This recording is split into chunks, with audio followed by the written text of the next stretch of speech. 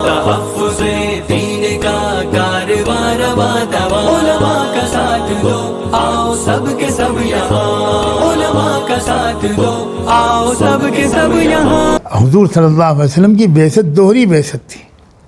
حضرت شاہ ولی اللہ کی زبان میں بعثت مزدوجہ، دوہری بعثت تھی۔ اب گویا امت مبعوث ہے، ہمارا آپ سب آن ڈیوٹی ہیں، ہم بھیجے گئے لوگ ہیں۔ ہم جب اپنی ڈیوٹی ادا کر رہے تھے تو پوری دنیا پہ چھائے ہوئے تھے، جب ہم نے ذاتی زندگی اپنا لی، اجتماعی ذمہ داری کو بھول گئے، انفرادی دائرے میں سکڑ گئے، تو اقوام عالم ہم پر مسلط ہو گئیں، ہمارا اسٹیٹس گر گیا، ہم اس مقام بلند سے گرا دیے گئے۔ اس کی بنیادی وجہ یہ ہے کہ ہم وہ ڈیوٹی ادا نہیں کر رہے، وہ ذمہ داری ادا نہیں کر رہے۔ ہم میں سے ہر ایک کے ذمے ہے۔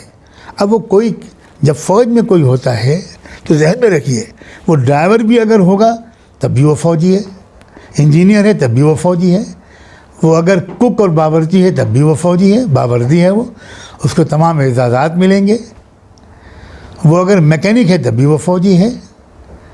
تو ہم میں سے ہر ایک کو اپنی اپنی حیثیت سے پیغام محمدی کو دنیا تک پہنچانے کی ٹیم کا کوئی حصہ بننا چاہیے۔ ہم یہ نہیں کہتے کہ آپ سب کے سب علامہ بن جائیں اور کتابیں لکھیں اور دعوت دیں، نہیں، جو کر سکتا ہے وہ اس قافلے دعوت کا معاون بنے۔ جو پبلشر ہے، جو آئی ٹی پروفیشنل ہے، جو انجینئر ہے، جو ڈاکٹر ہے، جو نرس ہے، جو پولیٹیکل ایکٹیوسٹ ہے، جو سیاسی ایکٹیوسٹ ہے، جو صاحب قلم ہے، جو ہسٹورین یا مورخ ہے، جو جیولوجی، جغرافی، کیمسٹری، بایولوجی کا ماہر ہے، جو جس میدان میں کام کرتا ہے۔ ہماری گھر کی مستورات ہیں، ہر ایک کا کچھ نہ کچھ حصہ ہو سکتا ہے۔ کوئی شاعر ہے، کوئی ادیب ہے، کوئی صحافی ہے، کوئی عالم ہے، کوئی واعظ ہے، کوئی منصوبہ بندی کا ماہر ہے۔ سب کی صلاحیتوں کا ایک حصہ اس پیغام کے اقوام عالم تک پہنچانے میں لگے۔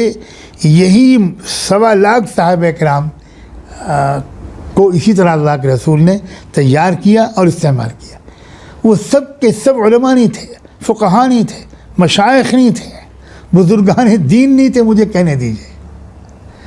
مزدور بھی تھے، کسان بھی تھے، شاعر بھی تھے، ادیب بھی تھے، سپاہی بھی تھے، تمہاری بچیاں دوشیزائیں بھی تھیں، شعراء ادباء بھی تھے، مالدار بھی تھے، غریب بھی تھے، پڑھے لکھے بھی تھے، بے پڑھے لکھے بھی تھے، لیکن ہر ایک کچھ نہ کچھ کنٹریبیوٹ کر رہا تھا اس اجتماعی مشن کے سلسلے میں۔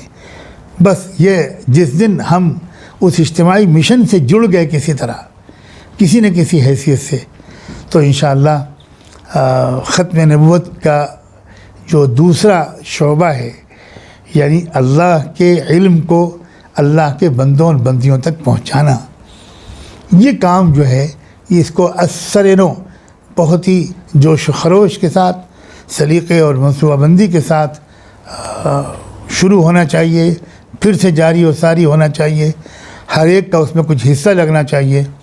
یہی پیغام ہے ختم نبوت کا۔